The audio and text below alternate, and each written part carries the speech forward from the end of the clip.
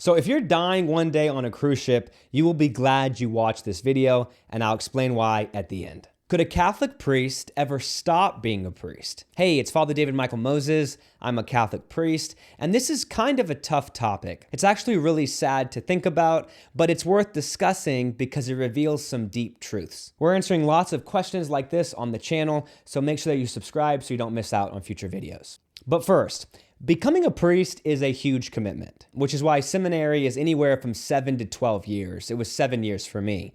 The application includes intense psychological evaluations, and seminary takes men through a whole process of human, spiritual, and intellectual formation. And that happens for two reasons. First, we want to make sure that the guy really wants to do this with his life. And second, if God calls him to it, the church wants to make sure he's ready for the long haul. Your vocation is a marathon, not a sprint. If the church and the bishop discern the man has what it takes, then eventually ordination comes. And ordination leaves what we call an indelible or permanent mark on the man's soul. This is similar to when someone gets baptized. You receive a mark on your soul that never goes away.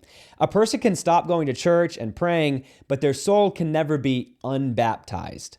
God forbid, if the person even went to hell, their soul would still have the mark of baptism on it. The priestly mark at ordination is indelible in the same way. It's permanent.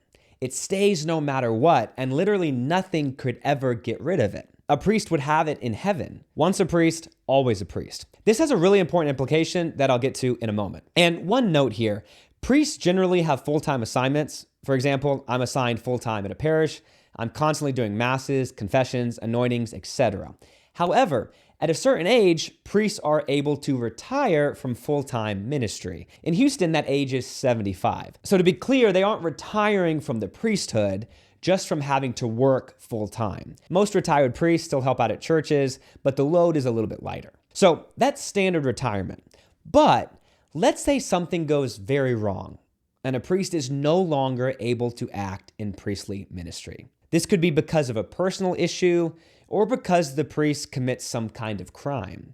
Let's say the priest can no longer function as a public priest and fulfill his priestly promises. In this situation, a priest could be dismissed from the clerical state, meaning that the church has declared that they no longer obtain the rights of a priest and they are released from their priestly obligations.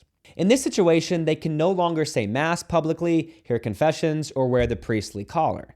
They would basically live like a lay person again. They would get another job, and they could even be dispensed from their promise of celibacy and get married in some cases. This is often very sad and especially difficult for people at the parishes.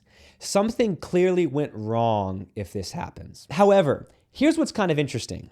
Because ordination leaves an indelible mark on the man's soul, and as we said, once a priest, always a priest, in an emergency, even a priest who has been dismissed from the clerical state could still hear someone's confession. Here's a specific example. Let's say you're on a cruise ship and you suddenly have a heart attack and are in danger of dying, and you somehow find out that one of the other passengers used to be a priest years before.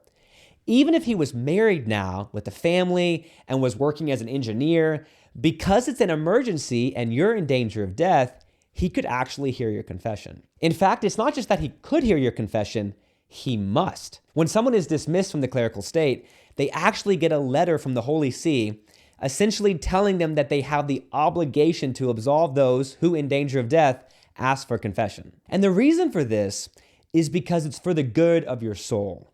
It's actually not about the priest at that moment, it's about your salvation.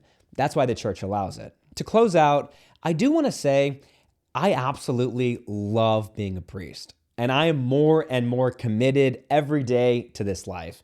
I can't imagine doing anything else. I'm all in and I have no plan B. And you can help support priests in their perseverance by praying for us.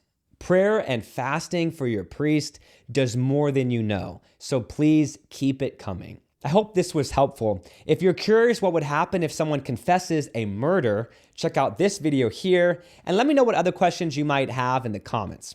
Subscribe if you haven't, and we'll see you next time. God bless.